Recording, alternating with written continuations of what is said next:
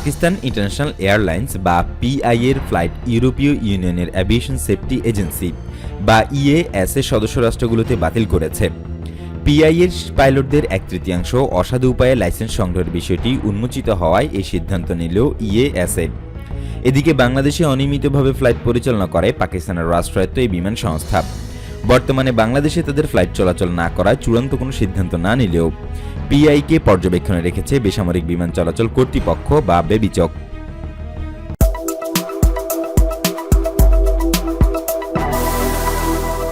পাকিস্তানে তদন্তের পর দেশটির পাইলটদের 1/3 অসাধু উপায়ে লাইসেন্স সংগ্রহ করার বিষয়টি উন্মোচিত হয়। এরপর বিশ্বজুড়ে পিআইএর ফ্লাইটের নিরাপত্তা নিয়ে সমালোচনার ঝড় ওঠে।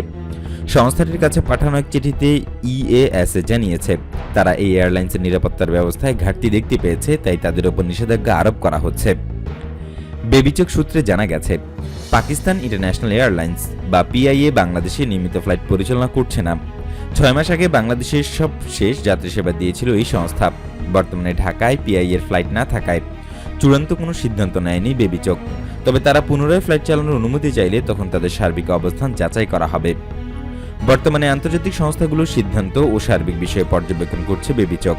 এর মধ্যে বাংলাদেশে ফ্লাইট পরিচালনাকারী এয়ারলাইন্সগুলোতে পাকিস্তানি পাইলট আছে কিনা তার নজরে রাখা হচ্ছে। এই প্রসঙ্গে জানতে চাইলে বাংলাদেশ বেসামরিক বিমান চলাচল কর্তৃপক্ষ বা বেবিচকের chairman air vice marshal Mohammad Mofidur Rahman জানান, পাকিস্তানের পাইলটদের লাইসেন্স নিয়ে অনিয়মের বিষয়টি আমাদের নজরে এসেছে। পাকিস্তান ইন্টারন্যাশনাল এয়ারলাইন্স বা পিআইএ এখন বাংলাদেশে ফ্লাইট পরিচালনা করছে না। কখনো যদি এই সংস্থা আবারও যাত্রী সেবা দেওয়ার অনুমতি চায় তখন সবকিছু যাচাই করা হবে। এই মুহূর্তে আমরা সার্বিক পরিস্থিতি পর্যবেক্ষণে রেখেছি। জানা গেছে গত মাসের শেষের দিকে পাকিস্তানের অ্যাভিয়েশন মন্ত্রী গুলাম সারোয়ার জানান তার দেশের 40% অর্থাৎ 860 জনের মধ্যে 262 পাইলটই ভুয়া লাইসেন্সধারী। পাকিস্তানের 262 জন পাইলট নিজেরা পরীক্ষা না দিয়ে লাইসেন্স পেয়েছেন, তাদের হয়ে পরীক্ষা দিয়েছেন অন্য কেউ।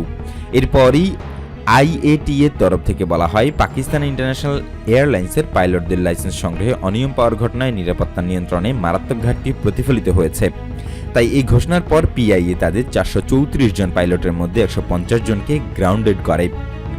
এদিকে ভিয়েতনামের সিভিল অ্যাভিয়েশন অথরিটি বা সিএএভি এক বিবৃতিতে জানায় ভিয়েতনামের এয়ারলাইন্সে কর্মরত পাকিস্তানের সব পাইলটকে অব্যাহতির নির্দেশ দেওয়া হয়েছে।